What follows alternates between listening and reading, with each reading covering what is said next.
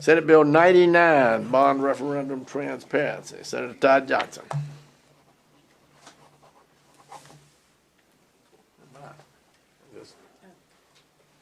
Thank you. Thank you, Mr. Chair, members. We've seen a version of this bill in the last session, but we've come back and tried to tighten it up and really get after what we were originally set out to. Just give you a couple of highlights on it. The main thing is we want to make sure that the citizens of North Carolina, when they're asked to vote on a bond referendum, that they are fully aware of what's going on, how the money will be spent, what they're paying for, and how their taxes could potentially be affected. So we wanted to add some language at the beginning of the referendum that simply states that additional property taxes may be levied on the property in an amount sufficient to pay the principal and interest. We wanted to also make sure that the citizens knew what that potential interest and property tax increase would be if it passes.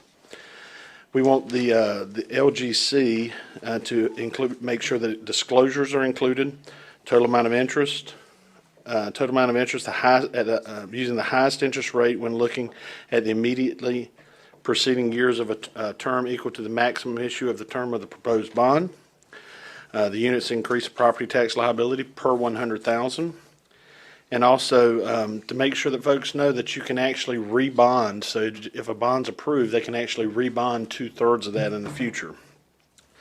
And skipping on down, we wanted to make sure that we had a repository of the different bonds that have been approved in the state. Because right now, once a bond referendum is approved and sold and implemented, there's really no record of the bonds that are out there. So we want to make sure that the LGC could maintain an online database that would have that information for research and for data keeping in the future. Appreciate your support and would stand for any questions. Thank you, Senator Johnson. Thanks. Do we have questions or comments from the committee? Senator Lowe? So basically, if I understood you correctly, that's just a data bank, so that. Mr. Chair. Wait, no, you. Senator Lowe, yes, sir. So the LGC would maintain a database of the referendums that are approved and that are actually implemented. So that way, at any point in time in the future, if anyone needed to go back and see when the last bond was, just again, open transparency for folks to be able to see. That's what I thought I heard. Thank you. Thank you. Thank you, Senator Waddell. Yes, we heard this in finance. Was there any, you had some amendments, are the amendments in what you're talking about today? Mr. Chair.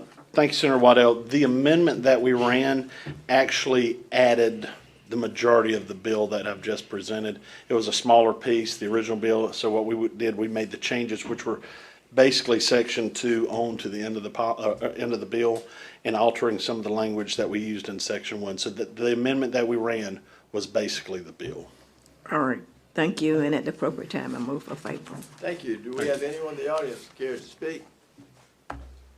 Seeing none, we have a motion from Senator Waddell for a favorable report on Senate Bill 99, bond referendum transparency. All in favor, please say aye. Aye. Opposed, no. Motion carries. Thank you.